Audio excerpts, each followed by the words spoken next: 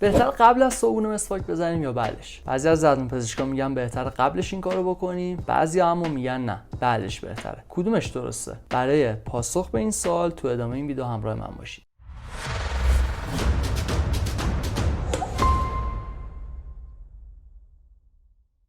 سلام و درود، من ظاهرم، دانشجو سال آخر دندونپزشکی گیلان و اینجا دنتراپیه. خوش اومدید به چنل من اینجا در مورد دندونپزشکی و مسائل مرتبط با بهداشت دهان و دندان صحبت میکنم. آدرس پیج اینستاگرام دنتراپی هم اینجا میذارم، میتونید اون رو فالو کنید و ریلزا رو اونجا ببینید. هممون میدونیم که حداقل روزی 2 بار خوبه که مسواک بزنیم و توصیه میشه که این 2 بار، یک بارش اول صبح باشه و یک بار قبل از اینکه به خواب بریم. حالا سوالی که پیش میاد اینه که بهتر اول صبح که از خواب پا میشیم قبل از صبحونه مسواک بزنیم یا بعدش؟ راستش مطالعات محدودی در این باره انجام شده و پاسخ قطعی نمیشه به این سوال داد، ولی ما تو این ویدیو سعی میکنیم مزایای هر کدوم از این حالات رو بگیم و به یه جنبندی برسیم. میریم سراغ مزایای حالت اول، یعنی مسواک زدن قبل از صبحونه.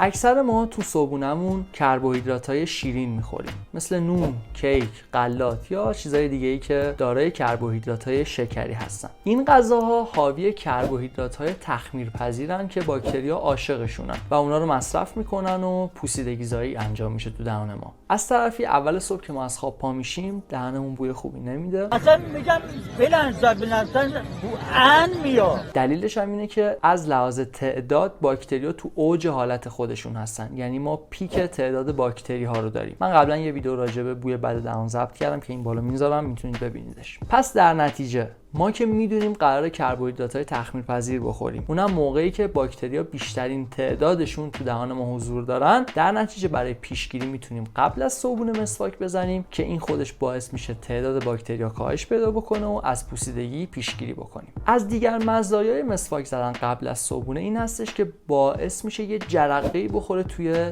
تحریک تولید بزاق. همونطوری که میدونیم بزاق یه شوینده طبیعی هستش تو حفره دهان ما و خودش آثار ضد پوسیدگی داره. در نتیجه میتونیم قبل از صبحونه مسواک بزنیم تا مقدار بزاقمون بیشتر بشه و طبیعتاً ریسک ابتلا به پوسیدگی تو ما پایین بیاد. و مزیت آخری که داره این هستش که معمولاً تو زندگی روزمره و پر استرسی که ما داریم، آخرین چیزی که صبح بهش فکر می‌کنیم اینه که مسواک بزنیم. در نتیجه بهتره که اول این کارو بکنیم و بعد به کارهای دیگه‌مون برسیم تا یادمون نره که مسواک بزنیم. چون اگه بخوایم به روال عادی زندگیمون ادامه بدیم، احتمالاً اول پی ام رو چک می‌کنیم، بعد لباس می‌پوشیم، ادکلو می‌زنیم و از خونه میریم. خب تا اینجای ویدیو چطور بود؟ اگه دوستش داشتید لطفاً حتما لایک و سابسکرایب کنید. میتونید از نظراتتون توی کامنت ها بهم بگید و برای اطلاع از آپلودهای بعدی میتونید زنگوله رو کلیک کنید. میریم سراغ مزایای حالت دوم، یعنی مسواک زدن بعد از صبحونه.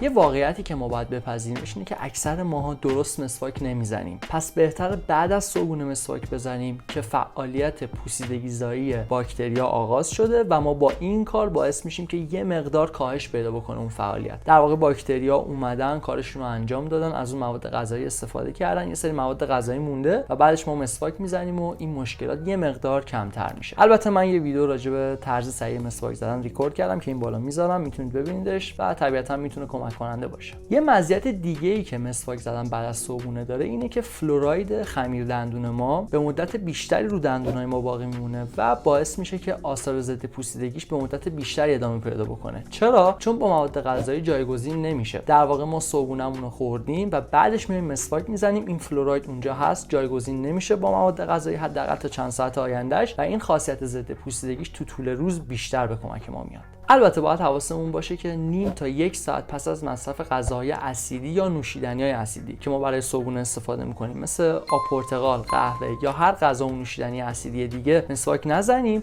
و بعدش این کارو بکنیم. دلیلش هم این هستش که وقتی ما یه غذای اسیدی مصرف می‌کنیم یا یه نوشیدنی، باعث میشه که مینای دندون ما تو ضعیف‌ترین حالت ممکنش قرار بگیره و اگر ما بیایم این سایش مکانیکی مسواک رو بهش اضافه بکنیم، طبیعتاً میتونه باعث سایش دندون ما بشه و برامون مضر هستش. و حالا به عنوان جمع‌بندی، درسته که گفتیم اول صبح پیک باکتریا تو دهان ما هستش و ما میدونیم که صبحونه‌مون حاوی کربوهیدرات‌های تخمیرپذیر احتمالاً و در نتیجه ریسک پوسیدگی بالا میره. اما از اونجایی که معمولاً همه ما تو این زندگی پر استرس و روزمره‌مون خیلی زود صبحونه می‌خوریم، یعنی صبحونه خوردنمون بین 10 تا 15 دقیقه فقط طول می‌کشه، در نتیجه باکتریا اونقدر فرصت ندارن که بیان پوسیدگی‌زایی و تولید اسید رو آغاز بکنن. در نتیجه بهتر هستش که ما بعد از صبحونه مسواک بزنیم. در واقع اینجوری توصیه میشه که ما بعد از صبحونه مسواک بزنیم. از طرفی باعث میشه که اون باقی مونده‌های مواد غذایی هم از بین بره، چون در صورت باقی موندن اون مواد غذایی نه تنها باعث یه سری اثرات سلامتی میشه مثل پوسیدگی، یه سری آثار زیبایی هم داره. مثلا شما فرض کنید که قراره به یه جلسه‌ای برید که مجبورید هی لبخند بزنید تا رضایت مشتری بهتون جلب بشه، ولی اگه یه غذای باقی مونده اونجا باشه و اون مشتری اونو ببینه، نه تنها باعث جلب رضایتش نمیشه، باعث سلب اعتمادش هم میشه.